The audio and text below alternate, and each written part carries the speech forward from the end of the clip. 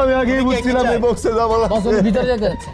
থাইল্যান্ডে নাটকের শুটিং করতে গিয়ে দুর্ঘটনায় আহত হয়েছেন অভিনেতা খায়রুল বাশার। একই ঘটনায় আহত হয়েছেন নাটকের চিত্রগ্রাহক মেহেদী রনিও। বর্তমানে দুজনই চিকিৎসার জন্য হাসপাতালে রয়েছেন। 11 আগস্ট বাংলাদেশ সময় বিকেল 4:30টার পর থাইল্যান্ডের কোলান দ্বীপে এ দুর্ঘটনা ঘটে।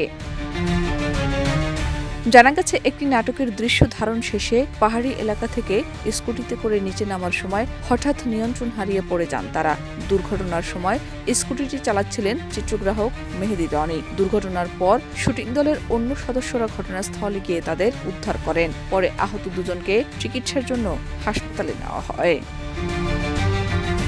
হাসপাতালে চিকিৎসাধীন খায়রুল বাশার জানান, নাটকের শুটিংয়ের জন্য তারা থাইল্যান্ডে গেছেন। কাজও পরিকল্পনা অনুযায়ী চলছিল। কোলান দ্বীপে একটি দৃশ্যের শুটিংয়ের অংশ হিসেবে পাহাড়ের ওপর অবস্থান করছিলেন তারা। শুটিং শেষ করে ফেরার পথেই ঘটে বিপত্তি।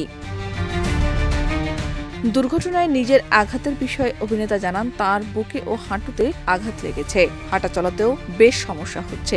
চিকিৎসার জন্য বর্তমানে পাতায়ায় অবস্থান করছেন তিনি।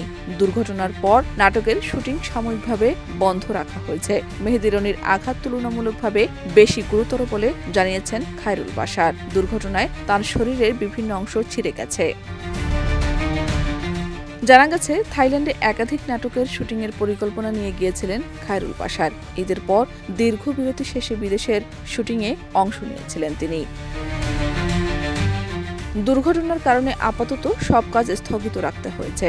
চিকিৎসা শেষে বিশ্রাম নিয়ে শারীরিক অবস্থা পর্যালোচনা করা হবে।